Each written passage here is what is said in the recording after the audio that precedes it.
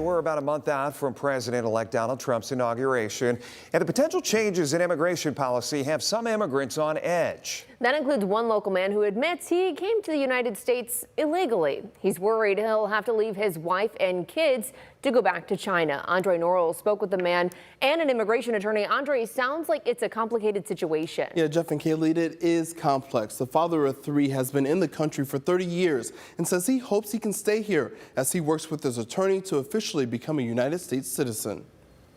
They can't live without me, I can't live without them. That's Wei Zheng and his children. They're worried he will be sent back to China when President-elect Donald Trump takes office. If my dad were to be deported, it'd tear our entire family up. He's just my emotional help, he's my physical help, he's our financial help, he's just our dad. Just thinking about the things that would happen, the hardships that would emerge from my dad's loss, his deportation. It's an emotional topic for the family. Wei says he immigrated from China more than 30 years ago. My mom brought me here when I was 17. I got my B2 visa from Hong Kong, and I overstayed my visa. Wei is now married to an American and has gotten several work permits over the years. He's been an electrician and has owned restaurants in the area. He claims he's applied for green cards and visas, but he says there have been complications along the way. Every time I try to get my legal paper right, I always got denied. Now he's working with attorney Michael Piston out of New York.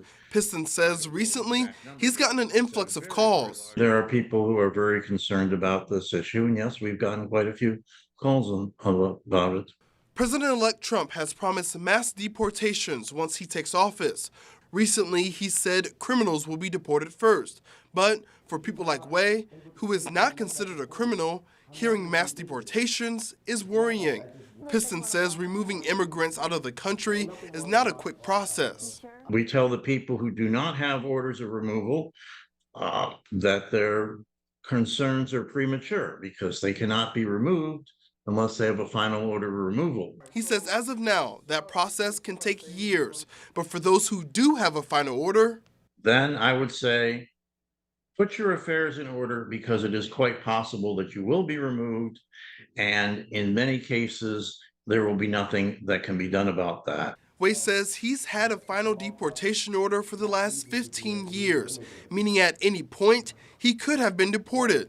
But for more than a decade, he's had a check-in with ICE, and he's hoping he doesn't have to leave his home and his family behind. Asking President Trump not to do mass deportations.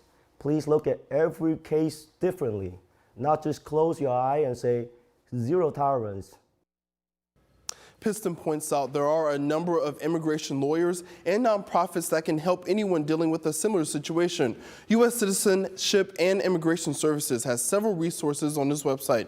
You can find more on our website, WTWell.com. Reporting in studio, Andre Norrell, WTWell 11.